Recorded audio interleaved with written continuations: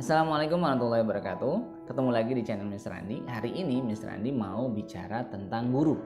Apa sih itu guru? Pasti teman-teman banyak bertanya-tanya, guru yang keren itu guru yang kayak gimana sih? Dan jadi hari ini Mr. Andi mau berbagi pengalaman Mr. Andi dari tahun 2002 menjadi guru. Nah, guru itu banyak jenisnya. Ada guru privat, ada guru kursus, ya kan? Ada guru SD, guru SMP, guru SMA, ada guru TK juga. Nah tapi tips yang Mas Rani kasih sekarang ini berlaku untuk semua guru. Nah, bahwa guru yang keren itu, pengalaman mengatakan guru yang keren itu adalah guru yang mampu menginspirasi. Nah, yang mampu menginspirasi anak didiknya untuk menjadi apa? Untuk menjadi seseorang yang dia impikan. Jadi mampu menginspirasi menemukan mimpinya. Itu kata-kata yang enak ya. Menemukan mimpinya dan menemukan jalan menuju mimpinya. Nah, jadi karena Mr. Andi basicnya adalah bahasa Inggris, Mr. Andi ngajar banyak tentang bahasa Inggris dari SD sampai SMA. Nah, di tahun 2002 Mr. Andi sudah mengajar. Tahun 2006 Mr. Andi sudah mengajar di SD Budi Mulya 2 Bintaro.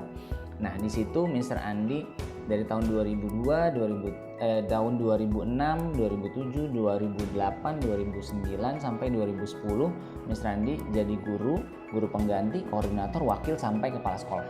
Nah, karena Mr. Andi merasa harus belajar di sekolah yang lebih bagus, akhirnya Mr. Andi memutuskan untuk resign dan bekerjalah di sekolah BINUS, di SD-nya. Nah, sampai sekarang Mr. Andi hanya 1 tahun dan sekarang Mr. Andi di sekolah Budi Luhur dan sampai sekarang ada di sekolah Budi Luhur. Nah, pengalaman mengatakan adalah untuk menjadi seorang guru yang paling penting adalah tanyakan dalam hati dulu. Apakah kita ingin jadi guru? Apakah ini panggilan jiwa atau panggilan gaji? Nah, waktu itu misalnya pernah bahas ada 3 jenis guru, tapi kita tidak akan bahas di sini. Tapi yang penting adalah untuk menjadi guru itu memang butuh panggilan hati, panggilan jiwa yang harus mengesampingkan semuanya dulu. Karena semuanya itu akan datang ketika kita mencintai satu pekerjaan, yaitu namanya guru. Nah, guru bukan hanya memberikan materi tapi juga mendidik. Jadi itu yang pertama ya. Yang pertama adalah tipsnya untuk menjadi guru menginspirasi adalah kita harus tahu dulu, lihat di diri kita, apakah ini pekerjaan memang untuk kita. Untuk guru menginspirasi itu harus melihat diri sendiri. Apakah ini memang pekerjaan yang kita inginkan dan kita menikmati pekerjaan itu dari pagi sampai sore. Dan kita biasanya tidak hitung-hitungan waktu, mau pulang jam berapa, lalu tidak hitung-hitungan pekerjaan, mau dapat tugas apa, mau dapat tugas A, B, C ya kita kerjakan selagi kita bisa. Nah, yang kedua, guru yang menginspirasi itu adalah guru yang mau belajar. Kenapa mau belajar? Jadi Mr. Andi sering menyebutkan bahwa siswa itu belajar. Kalau gurunya mengajar, frekuensinya nggak ketemu. Tapi kalau gurunya belajar, anaknya belajar, maka frekuensi akan ketemu. Nah, ditambah plus setiap tahun guru itu mendidik anak yang berbeda. Nah, kalau ilmunya tidak di-upgrade, tidak di-update softwarenya, maka kita akan ketinggalan. Makanya guru yang menginspirasi adalah guru yang mau belajar, yang mengenal hal baru, yang mengupdate pembelajarannya, yang mencari strateginya seperti apa dan lain sebagainya. Nah, dulu waktu Mr. Andi jadi guru, Mr. Andi belajar banyak hal. Mr. Andi, kita belum punya website. Oke, saya bikin Bu. Ya, bikin. Oke, bikin. Mr. Andi cari tuh website, belajar. Walaupun kita cari vendor, tapi kita jadi belajar cara bikin website. Terus misalnya kita bikin buletin, iya. Harus edit dong, iya. Oke, belajar. Misalnya belajar tuh ke teman misalnya di Bayu tuh untuk belajar Corel. Misalnya kita belum kita perlu bikin school profile pakai video. Wah, ngedit dong video, ngedit, belajar lagi. Jadi banyak hal kita belajar. Oke, yang ketiga adalah melek teknologi. Artinya kita update teknologi. Nggak harus pintar teknologi, tapi kita tahu bahwa handphone kita itu memorinya ada berapa giga, ya kan? Terus prosesornya apa?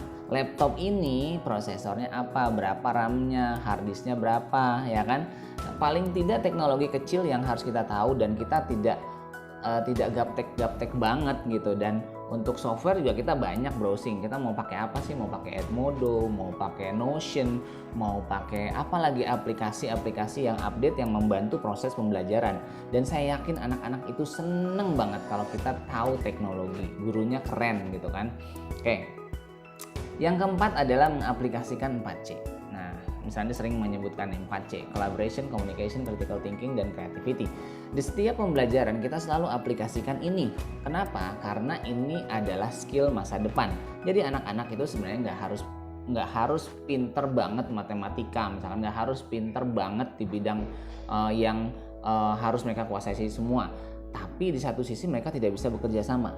Di satu sisi mereka tidak bisa berkomunikasi. Gimana sih komunikasi yang baik? Gitu kan? Ternyata komunikasi yang baik adalah banyak mendengar dan merasakan. Tapi skill ini jarang dimiliki oleh siswa kita. Makanya setiap pembelajaran guru yang menginspirasi adalah mengedepankan 4C itu tadi, ya. Nah, yang kelima, guru yang menginspirasi adalah guru yang ikut lomba, yang berpartisipasi pada lomba. Menang atau kalah itu bukan tujuannya, tetapi kita akan mendapatkan pengalaman yang berbeda ketika kita ikut kompetisi. Nah, ketika kita menang, maka pengalaman itulah yang kita akan berikan kepada anak didik kita. Wah, misalnya ikut lomba lomba kepala sekolah berprestasi nih, dapat juara 2 waktu itu. Tapi ada ceritanya di balik juara 2 itu, gitu. Nah, itu ada sesuatu yang menginspirasi. Dapat juara 2 dari 3 peserta. Nah, lucu kan? Lucu tapi keren, menginspirasi. Setelah 7 tahun kemudian misalnya ikut lomba lagi kepala sekolah berprestasi dan dapatlah misalnya juara pertama. Jadi cerita-cerita itu bisa menginspirasi lomba-lomba. Nah, yang keenam adalah kita memberikan cerita inspirasi. Tentu saja guru menginspirasi harus punya cerita inspirasi. Nah, cerita inspirasi ini bisa didapatkan dari orang-orang terkenal yang sudah sukses, atau yang paling kena adalah yang kita rasakan sendiri. Entah itu cerita tentang belajar, entah itu cerita tentang berkomunikasi sama rekan kerja, entah itu cerita tentang kehidupan keluarga kita, orang tua kita. Jadi semuanya bisa dijadikan cerita inspirasi. Nah, dari sekumpulan tadi 6 tips yang semisal disebutkan, kalau kamu melakukan hal itu, kamu bisa merasakan perbedaan bahwa anak-anak seneng banget berbagi dengan kita. Tidak melulu tentang pelajaran, tapi yang paling penting adalah tentang kehidupan nanti setelah belajar itu apa. Oke, mudah-mudahan bermanfaat. Terima kasih sudah menonton sampai selesai. Mudah-mudahan kamu semua sukses jadi guru, dan yang paling penting ketika kamu jadi guru, kamu bisa menjadi guru senior atau menjadi pimpinan, yaitu kepala sekolah. Dalam waktu 5 tahun misalnya, yakin siapapun bisa menjadi kepala sekolah di sekolah swasta ya, jika kamu mencurahkan semua pikiran kamu dan jiwa kamu untuk sekolah. Terima kasih, mudah-mudahan sukses untuk kamu semua dan sukses jadi guru. Mohon maaf apabila ada kesalahan. Assalamualaikum warahmatullahi wabarakatuh.